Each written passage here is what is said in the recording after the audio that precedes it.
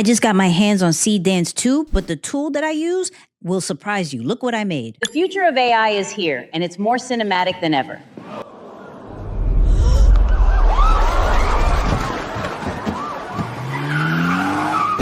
Hey, I think it's time for us to use the avatar. I'm in a big situation.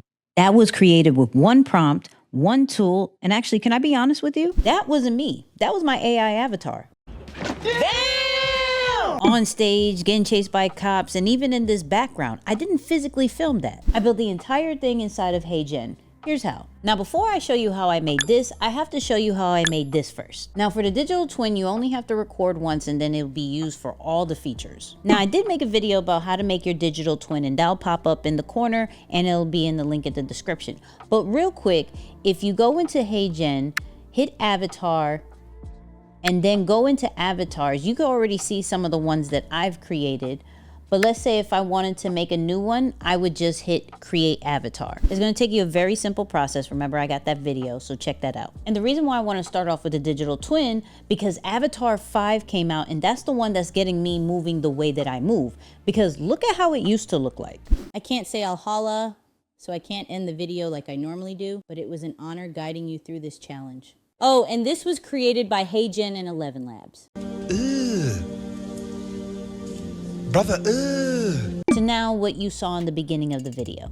Now, to make a talking head video of your digital twin, not the cinematic stuff just yet, that's coming next. You can go into new video and just type your script, upload audio, or record right here. Just make sure Avatar 5 is on. You can go into Video Agent, or you can do what I do, which I feel more comfortable with, which is AI Studio, because it has everything and you can break it down scene by scene. So you can see here, I picked my avatar, I picked my voice, I got Avatar 4 in here. I actually uploaded audio.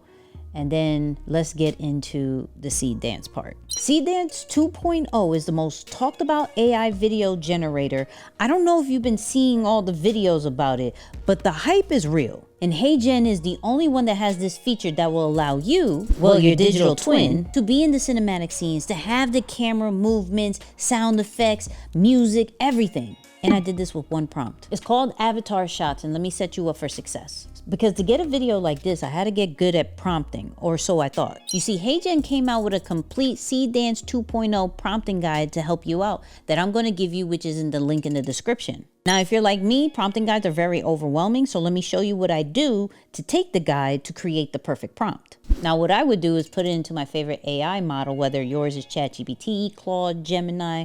I'm not married to anything, but what I would do is give that link to AI and then tell it to make a prompt of this idea. And so what I did was give it my idea, and then you can see right here, it makes it prompt shot by shot by shot by shot. Now I would go into Avatar Shorts. I would pick the avatar that I want. If I wanted to add any kind of scene elements or even add another avatar, I would do that.